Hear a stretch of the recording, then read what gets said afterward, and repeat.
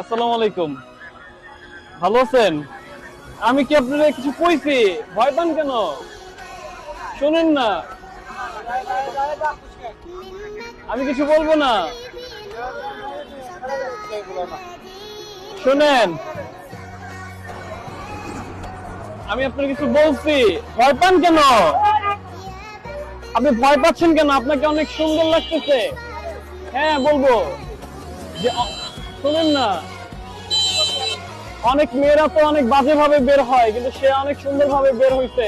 তাকে মাশাআল্লাহ অনেক সুন্দর লাগতেছে। জি, আমার বাসা অনেক দূর। আপনাকে অনেক সুন্দর লাগতেছে। আর কিছু বলবো না, চলে যান। আল্লাহ হাফেজ, ভালো থাকবেন।